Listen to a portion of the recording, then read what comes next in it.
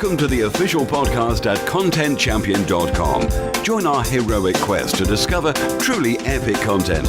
Introducing your host, the content champion himself, Lost James. Hi guys, welcome to session 12 of the Content Champion podcast. Just a quick announcement, you can still enter the Content Champion Awards with your very best content marketing material at contentchampion.com/awards. Now, on to today's show. I'm delighted to introduce Jacob King, the professional SEO and super affiliate. Jacob really knows his stuff, and as evidence of this, he once earned over $15,000 in one day from affiliate commissions. Now here's a man we should listen to. Thanks very much for coming on today, Jacob. Yeah, thanks for having me, Laz. Now, I'd like to talk about super affiliate SEO strategies today, what's working right now to rank sites in money-making niches. And really, there's so much sort of rubbish written about affiliate marketing that most of my listeners probably don't even know where to start with it. So it'd be great if you could show us some strategies that actually work. But before we dig into that, could you tell us a bit about yourself and how you got started online? Well, my name's Jacob King. If you have heard of my blog, not a lot of people have. It's kind of up and coming, jacobking.com. I got started in SEO about 5 years ago, actually. I was in college, just going to school, doing the traditional thing. I was going for my business degree. You know, I was going to be pounding the pavement, throwing on a suit, trying to go get some sort of a marketing job. Well, my eyes got opened to internet marketing and affiliate marketing by a classmate. That just kind of opened my eyes to it, and I knew it was a huge opportunity for my career.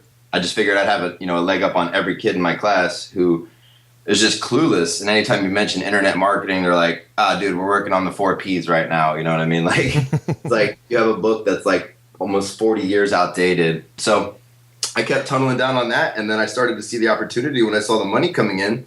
And then I realized I had an incredible opportunity, almost a gold rush opportunity in front of me. And so my dream was to just chill at home and hang out with my son. He kind of came into the picture like a year after I got into the business. Right.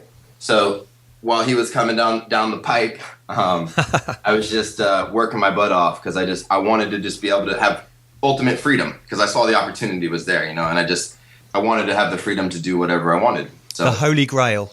Yeah, definitely. Take my son to the park every day if I want, work at night. I'm a hardworking guy, so I'm always going to be working, but just to have the ability to make whatever decision I want at any given moment was kind of my dream. So I just kept going with it and worked relentlessly. Like I'm talking, 70-hour weeks.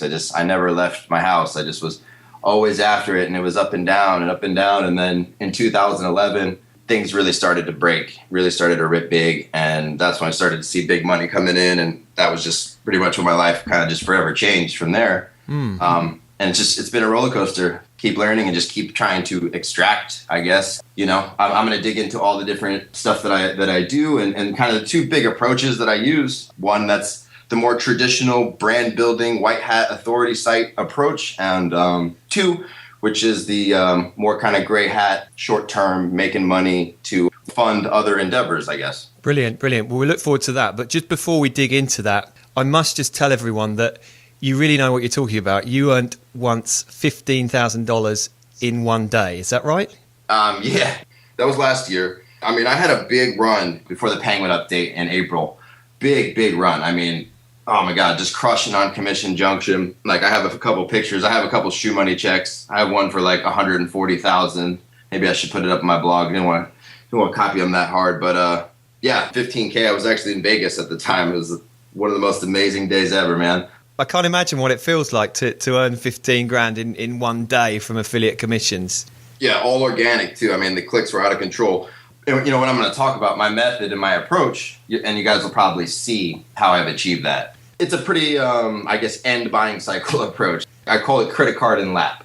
The traffic that I was getting for those sites, it was just prime conversion. So like absurd conversion rates and just being in the right place at the right time. Now we know that you know exactly what you're talking about. Let's dive into the main subject today. What's working right now in terms of ranking sites? You've identified 2 types of sites. Now, I know obviously you have a full-time VA doing all this stuff for you, but what are the main techniques you are using? You've mentioned the kind of churn and burn SEO and authority sites as well. Is that right? Yeah, totally.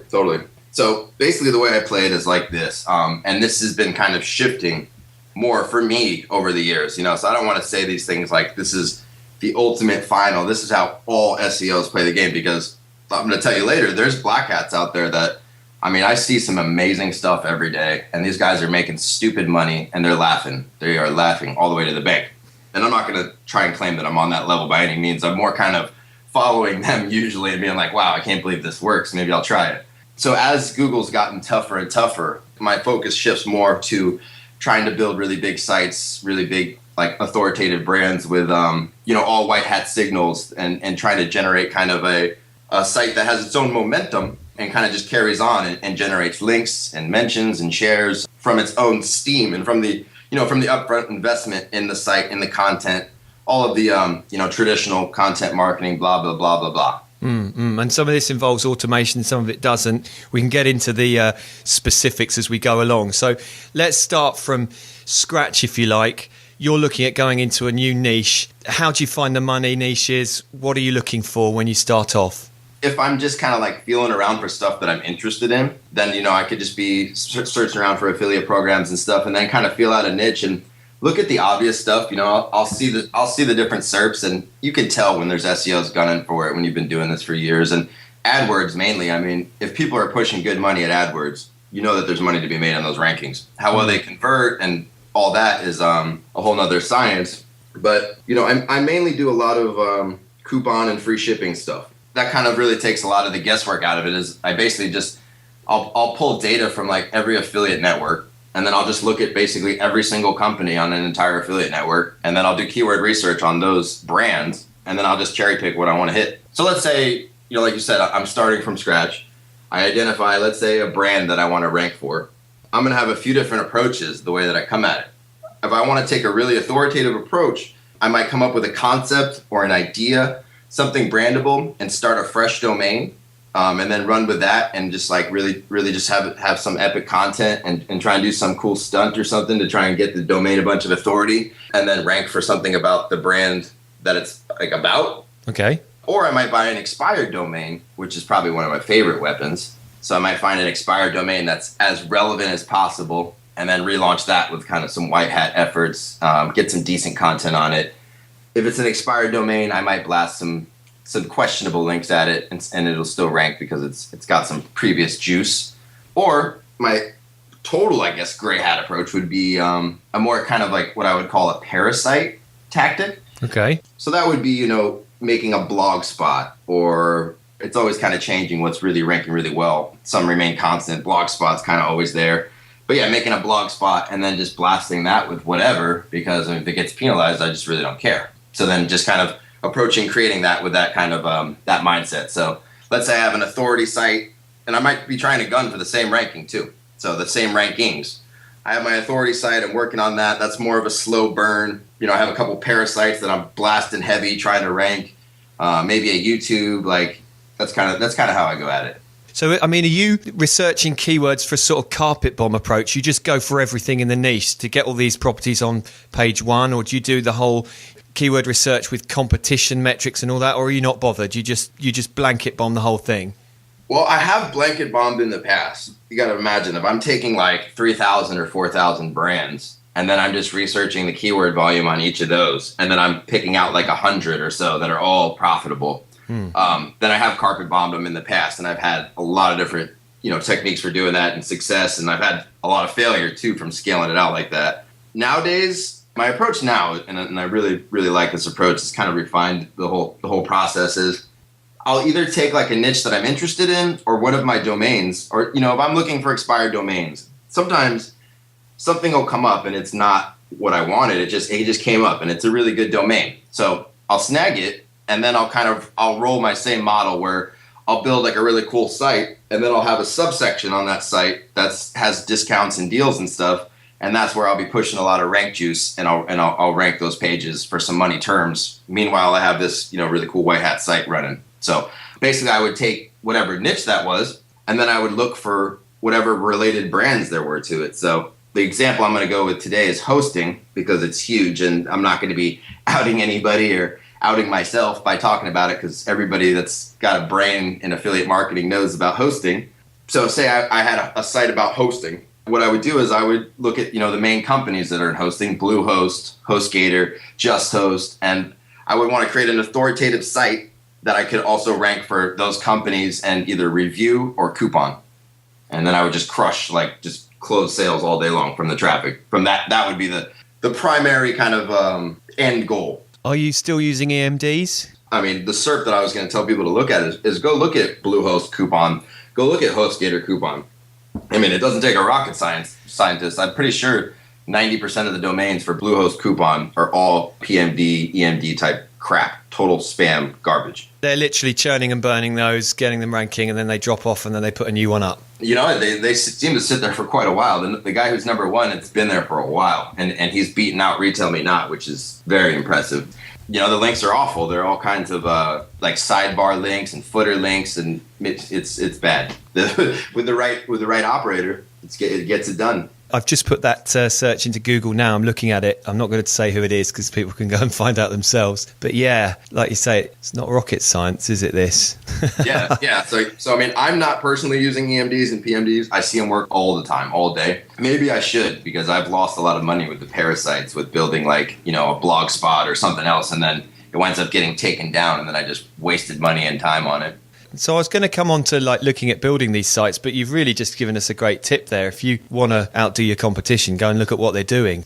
I mean, I'll totally try and reverse engineer a tactic or something. 100%. That's why I like to look at a lot of those SERPs, because it's hard to rank and not show your cards. You know what I mean? And it's actually recommended if you're doing some really manipulative stuff to block Open Site Explorer and Ahrefs and Majestic SEO in your robots file. And then they just won't crawl it. And so when you or I, when we see a site, we're like, oh, look at this is ranking. You immediately go jump on there, and then you won't get any data. I've been wondering how people do that. Yeah, they have a tag that you can put in there, and then their crawler will just I guess supposedly it just won't crawl it.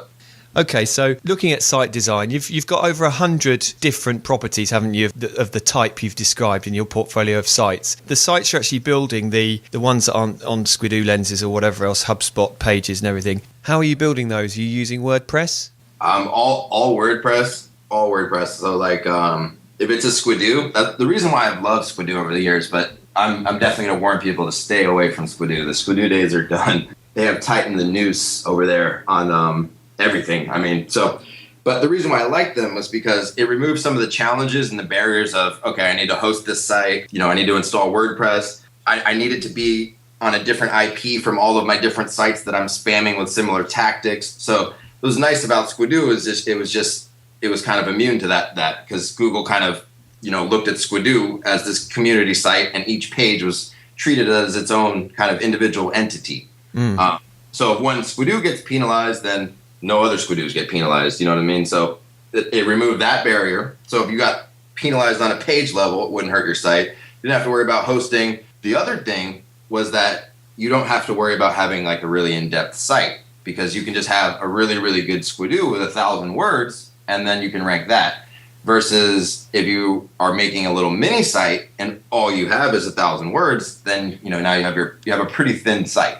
So that was the reason why I was real focused on it. But nowadays, if I'm going to make a little parasite blog, the more content, the better. I'm going to have, maybe 1 or 2 pages that are targeting the terms that I want to rank, and hopefully those are pretty well written. And then I'm going to definitely try and put maybe 4 or 5 other pages on there, an about me page, privacy policy, all of those little filler pages that are easy to make, just everything that I can to kind of more round out the site so it doesn't look like a thin a thin just affiliate site. Because from Google's standpoint, when they're looking at these type of things, I would imagine one way to kind of group sites that might be shitty would be a small amount of content, small amount of pages. You know what I mean? How often are you going to have a blog spot that has 2 posts and an about me page? So total, the site has 3 pages, let's say. It's got 2 images. And you could total word count the site easily. Let's say it was 1,200 words. Chances on that being a really awesome resource, I would think, I'm sure, and they have the data to tell these things definitively. You know what I mean? I can guess it all day, but I would think that those sites would more often than not be shittier. So what I'm trying to do is make the site look as legitimate as possible on all fronts. On a quick algorithmic evaluation, we want to hit everything possible that makes the site look legitimate. And you're trying to control that niche. So you've got your authority site simmering away in the background, building up naturally a more long-term, slow-burning site going along there that's ranking for everything to do with Bluehost coupons and everything else. How many of these parasite entities would you have to get more money in the short term before that larger entity built up? What are you looking at? 5, 10, or just a couple of them? It depends on how much firepower, I guess, that you have. As far as spun content and whatever types of links that you're buying or however the links you're acquiring, that has to be taken into account. I'd say 5 or 10 you had to get going, maybe even a handful. When I was first getting into this, I made a ton of money by just focusing on one single ranking. I was like, I know if I can rank for this coupon, I'm going to make $10,000 a month. Easy. And so that's what I did, and it worked. Then also if that falls off, so you want to be diverse, but you don't want to be so diverse that you've now divided your efforts so much, because I have personally made that mistake, and it is huge, because not only have you ramped up and scaled out efforts, so you're now spending more money, so and then you screw up, and it's bad, because now you're spending, your budget is higher, and now you're making mistakes and not making money, so you're just losing. Bad. So some people say, only build one site, just build your authority site, but you're kind of just taking a bit of a different approach in that you've still got that authority site there, but you are building these other entities that can be your bankers in the short term while you're building those up. Yeah, definitely. That way I can play around with stuff, and I can test stuff, and I can see like, oh man, I can see some crap come in the SEO news about some type of link not working, and meanwhile I can go blast it and play around with it and just get a lot of good insights. So do you get your VA to spin all your content and put it on there, or is it uniquely written, inverted commas? How are you putting content on all these sites? All of our sites have 100% unique content. So it's expensive, but I always go for 100% quality written, unique stuff, as quality as it can be. Because when somebody writes something for $30 or $40 or even $50 or $100, there's only going to be so much investment they have in that piece. And if they're not putting their own personality behind it also, like they're not like a persona or whatever, it's only going to be so good. So I want it as best as it possibly can be. And I won't put any spun content on our money sites ever, under any circumstances. And then we have a couple spinners, actually, and they spin content full time, 40 hours a week. And that's what we use primarily for our aggressive link building. And so that would be our tier 1 directly linking stuff. Would be with spun content, but manually spun, real high quality stuff. We write every sentence 3 times. All the words and phrases are spun, and we make sure that everything is always done so. Rather than spin more, we'll spin less to keep it grammatically and everything intact. So I will go less outputs for better quality. Okay, so the guy's site I'm looking at the moment for my Bluehost coupon search on the first page is, I don't know, he's got like 500 words, maybe 500 or 600 words. What sort of length are you writing? Does it make a difference? How are you approaching the on-page content production and on-page SEO, if you like? Oh, the on-page stuff. Yeah, I like to go big with that. I definitely like to go 1,000 words. I guess it depends. It's kind of query specific from my experience.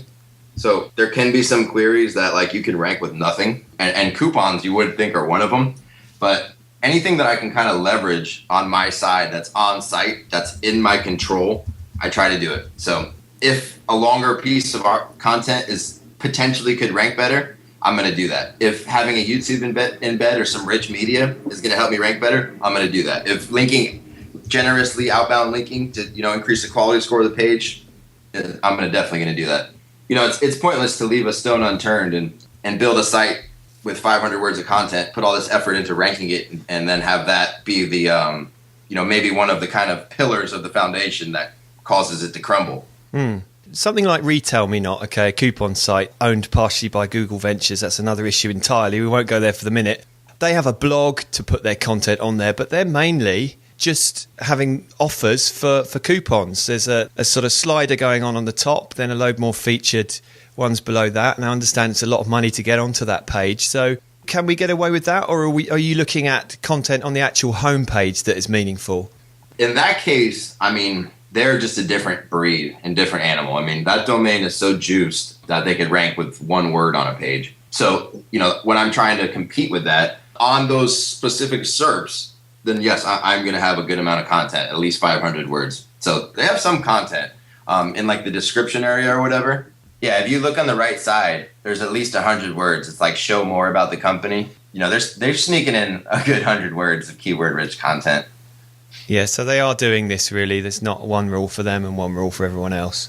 Yeah, I mean, they can get away with less. Even when you do look at it, yeah, they're not going to just have no content. Let's see, it's like 5 or 6 sentences here. So you've got the basics that everyone will know about, all your meta tags in line with all your keywords. Then you'll have 1,000 words of quality handwritten content on the site. You'll have your ads above the fold. Obviously, Retail Me Not have got loads above the fold. You're not going to put that many above the fold, or how would that work in terms of the site looking spammy or not? Yeah, that's a good question. Well, with this type of traffic, you literally have the person, they're just waiting to jump through a link and grab your discount. So I have it right above the fold. I'm real careful with where I place it. It's right kind of above the fold, and I don't overdo it because I have no need to. One thing I see a lot is I see people with 3 or 4 or 5 of the same affiliate link. Even if it's cloaked, it still looks a little strange to be linking to the same thing 5 times. So I try to make sure that I have maximum of 2 placements, and the first one's like right in your face. And these are designed in banners, that they looking like the actual design of the site itself, so they're not too in your face, but obviously they're there, you're aware that they're there to be clicked on.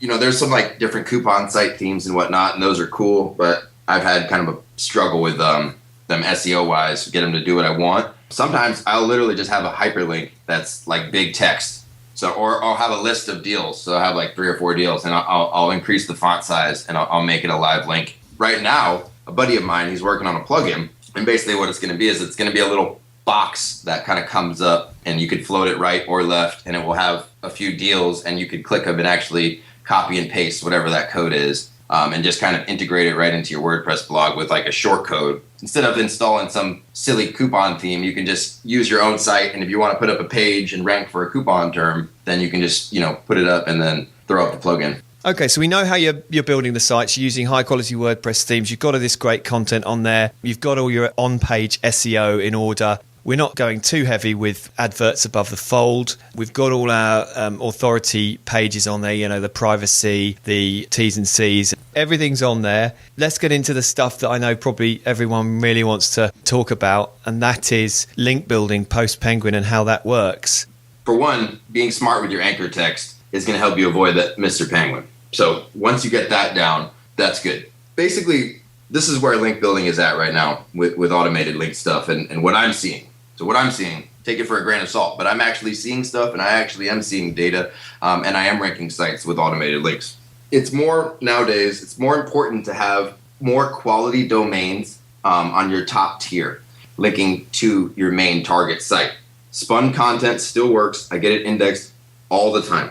Scraped, awful, trash content will still rank a site more short term. But what you really want is you want to have links on real solid domains, even those Web 2 sites that everyone thinks are bogey now, but you want to try and go the extra mile. And you have to go the extra mile nowadays because Google's well aware of all these tools. They're well aware of Ultimate Daemon and SE Nuke and all the rest of them.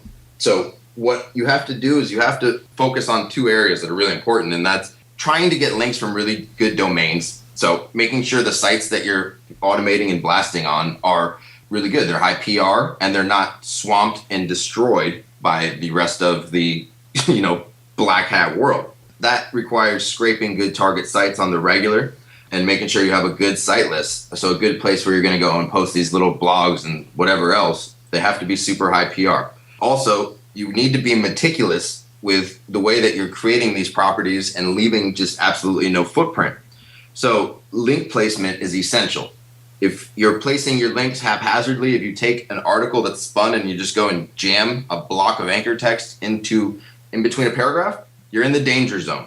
You want to keep in mind when you look at hrefs and you see that the surrounding contextual text around that link, Google's going to look at that. So if it's just shoved into a sentence or it's just at the end of an article, I always want to keep my links flowing and grammatical and placed smart. So, with the Bluehost example, I don't want it to be like, all right, now that we're talking about hosting, Bluehost coupon. I want it to literally be flowing with a sentence. So if you're looking for a Bluehost coupon, and then that's my anchor text. And I'll use kind of some advanced spinning techniques where I'm spinning, multiple versions of the same thing together so I can accomplish that, where the link flows and it's flowing correctly on the singular mention. So let's say the sentence mentions Bluehost coupon. I don't want it saying Bluehost coupons. So then I have another sentence that's spun that has that, set up. So without blowing your head up with how to get that done, it's just critical to leave no stone unturned with your first tier.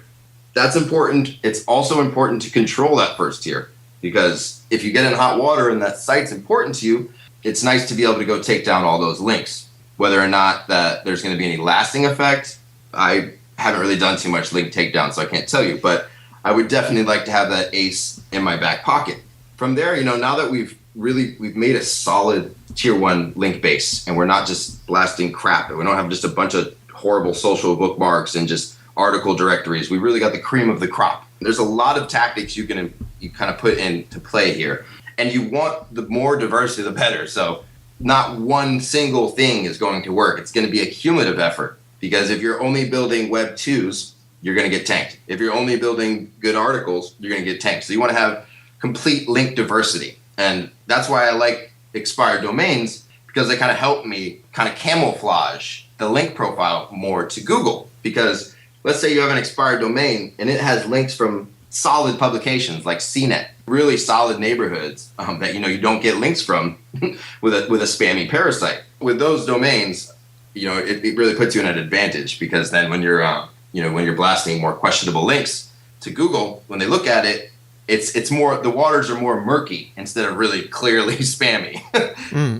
That's enough of a buffer, is it? You just get quality tier 1, then you can do what you like to it after that. More or less. Yeah, more or less. I mean, I'm sure if you tried, I'm sure if you took, let's say you have 100 tier 1 links and we blasted them with nothing but the same exact link type over and over and over and over again, maybe. But yeah, the whole swimming upstream thing, I'm not buying it, and it's not there yet. So people always ask me this. I get this question a lot, and what I normally say is, well, if tier 2 link building really becomes a negative thing, it's going to be World War III, because I will just set up my VA with a copy of Hrefs and some software, and she'll just take down my competitors all day. Like, she'll just export your backlinks and just blast shit at them. I think if you do it right, then on the second tier, you don't really have much to worry about. It's a fine line, though, because some people might be like building quality guest posts or stuff like that, and they're like, all right, now I want to blast some links at these, and webmasters might not be so okay with that. So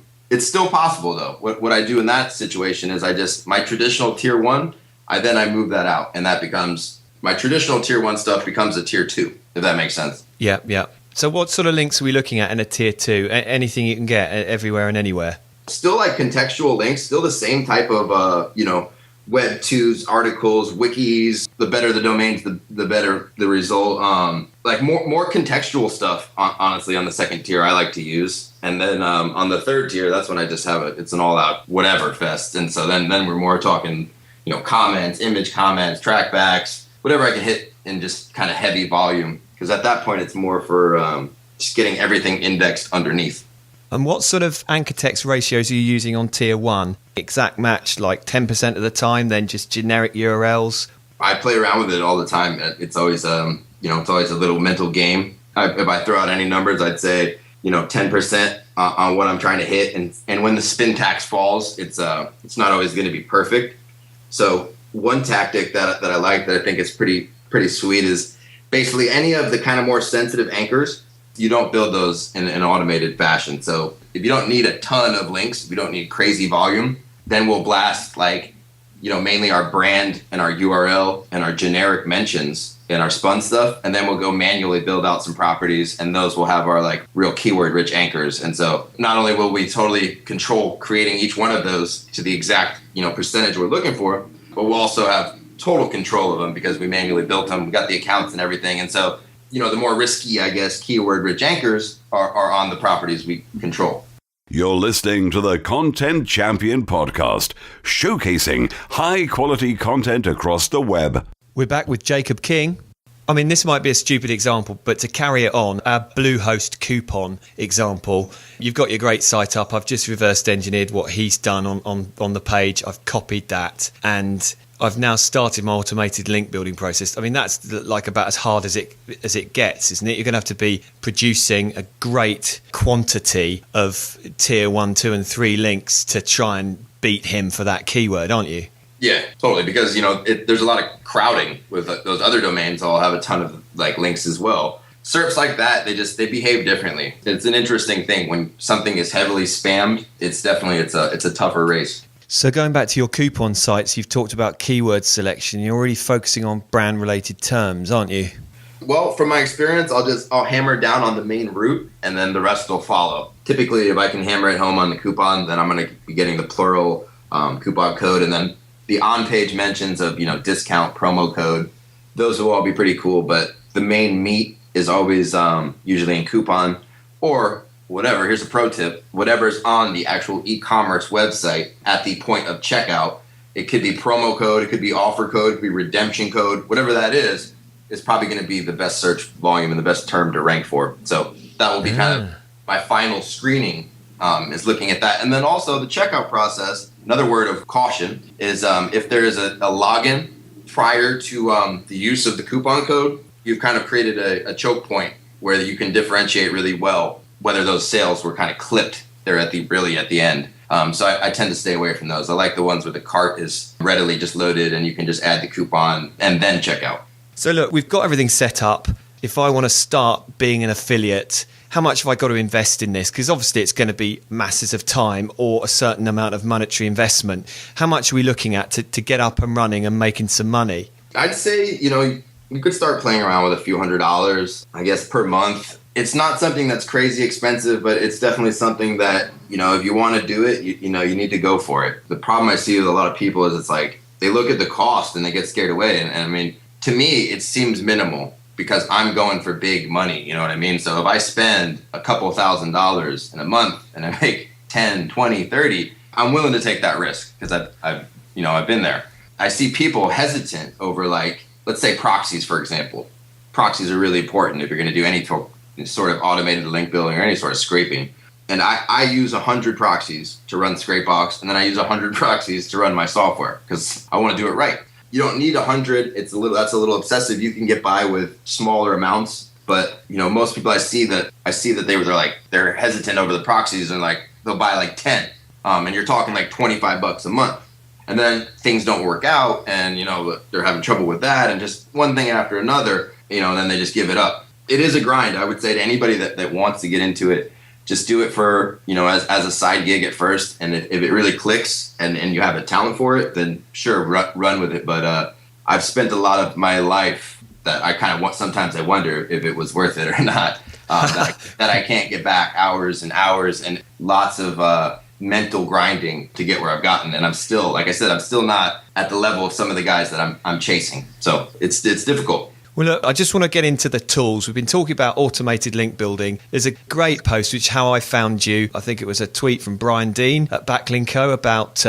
your fantastic Scrapebox guide, which was just massive. I think 9,000 words, isn't it? And I read the whole thing in a one-hour. I cracked open some real ales, and that's how I found you. It's a fantastic piece of writing and a really great quality guide. I've got a sort of dusty old copy of Scrapebox from years ago when I used to do my review sites, and that really opened my eyes to how you can use it for all different types of link building and SEO. Can you tell us how you're using it and what other tools you're using as well?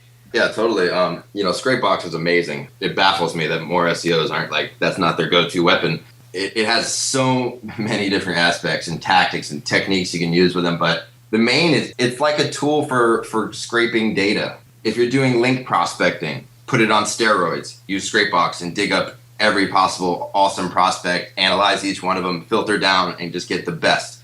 If you're reverse engineering somebody, they left a footprint, find everything they left. That's what's beautiful about Scrapebox is you're not going to Google and grabbing one result at a time and then typing in a different query.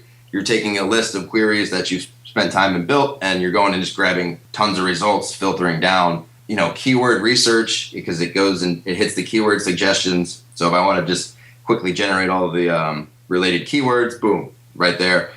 Grab images, grab exact match data, check do follow versus no follow links, check, say you have a bunch of prospect pages and you want to check the number of outbound links, everything from, comment dropping or link dropping, as I call it, to volume blasting comment spam on the third tier. What it's known for is probably its least effective use. An ultimate daemon for Web 2.0s and other things like that? Yeah, very carefully with my site list. Yeah, I'm still using Ultimate Daemon. There's still some good potential there. I can still build some really killer Web 2s with it. And the rest is what? Manual VA building it for you? Another tool we use is GSA, Search Engine Ranker. That's a really powerful tool. It is not for the inexperienced, I guess. So it's cheap too. It's only like $100. And there's a few other things you need to really run it well. This is a pretty remarkable piece of software because it, with the right operator, does almost everything. It literally goes to Google. It harvests target sites, even niche relevant ones. If you tell it to, it will check those target sites for how many outbound links, what page rank they are, and then it will register there and it'll submit the content and drop the link. It's a real powerful tool. Primarily, what we're using for tier 2, it can do some serious volume if you know how to set it up right. Do any of these tools find broken links or site-wide broken links? Because that's something I'm quite interested in, finding a tool that can accurately find those, so then I can do some outreach based on that. I know that there's some techniques with Scrapebox. So, for example, I know a lot of people will look at resource pages because those tend to be a good place to scan for broken links. I read somewhere there's a free plugin. Once you get those URLs, you can cut and paste them in and it might check 404 errors on those pages. So if I find that link wherever I was reading it, I'll put that in as well. What you could do is you could build a footprint like, in URL resources, for example, and then you could dig all those up and then you could pull up the outbound link checker. That's another free add-on. And then you could check all of those and you could sort them out and see which ones had a lot of outbound links, and those would be the ones. Maybe that could be a potential way to approach it, but the possibilities are endless with Scrapebox, really. Well, I'm going to go and have another read of the guide. I advise everyone to do that as well on your blog. Social media, do you try and game those signals? I know it's a bit dicey, perhaps trying to game G pluses and things like that. Is that something you're doing? Because obviously these signals factor into the algorithm now. Yeah, it's important. It's just one of those things that like I said before, trying to have as many things, not just one signal, have a multitude of signals. So say you have like a really good solid link profile, but you don't have a single social share. Even if they're awful, I'm still going to want them. Just anything to not leave kind of open right there. So I've been running into this problem with some of my sites where I'm like, I feel like we're a sitting duck because we're getting all this traffic and we're not getting much engagement. We're not getting any shares really. So yeah, it's definitely something that I'm focused on, and I know it has a lot of value, man. I know they're moving. They want to move more and more towards it. So that's why the G Plus is just getting kind of crammed down our throats right now. I definitely would tell everybody to good advice, and advice for myself is to jump on G Plus, man. It's a big opportunity for us SEOs, and even though it sucks, build a big following on there now because there's a lot of things that probably won't be there later on. Like they spam the shit out of everybody when you follow people and whatever. All you got to do is just go talk to people and follow people, and it emails the crap out of you. So like other social networks that have been fully established, it's harder to break out. It's harder to just start a Twitter account today and get a following. I've experienced it. It's a pain. When you get in the beginning of a new social network like Pinterest or G+, then you have an opportunity, to be one of those power users, or at least have some kind of inertia behind you. So I've seen some pretty cool stuff with my blog as far as like indexation, some cool ranking bumps from like a really nice like viral blast of G pluses, or all organic. I haven't done anything at all manipulative with my blog, but I've seen it kind of at play. And so it's definitely a cool thing, and it's tough to manipulate. So look, going back to our authority sites on one hand and our parasite sites on the other hand, how long before, if you're using churn and burn aggressive SEO, do your sites tank? Because ultimately they must do, right? The authority sites, you're obviously going to be really careful with them, build them up. They're not going to be at risk. The smaller, thinner sites, how long before they go? Or are you kind of getting so good at this that they don't go, even with automated techniques? That's a tough question to answer because, sometimes they dump off.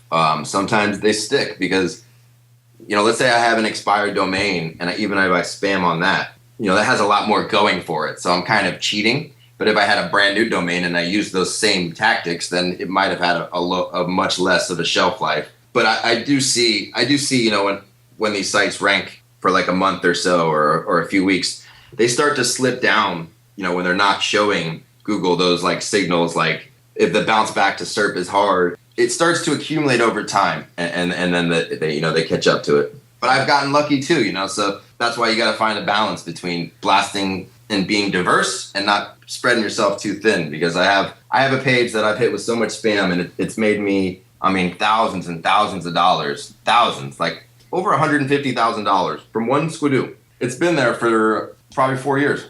Wow. It's kind of difficult for people listening that don't, that have never considered going into affiliate marketing, and there's a lot of scare tactics going around. But really, I guess what we're saying is links worked prior to Penguin, and they still work because it's central to the algorithm. Can you see a time when they won't work, when we're just having to have 100,000 G plus followers and all that sort of stuff? Maybe if the only social network was G plus and that was what everyone used, but no, because I don't know, but I feel like the system is so based on crawling websites to other websites and how they link together, and that's how everything's found, and that's how the engine brings everything into the directory. I can see it becoming less and less, but I feel like it's always going to be a pretty big piece of the puzzle.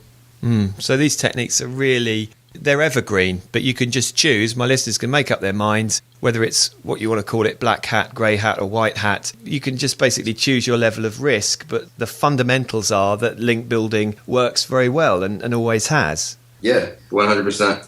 Okay, let's just move on and look at the wide view on SEO. What do you see happening? What sort of techniques do you see gaining precedence over the next year or so in terms of trends? It seems like one thing after another, like the keyword planner, the not provided thing, the G plus assault.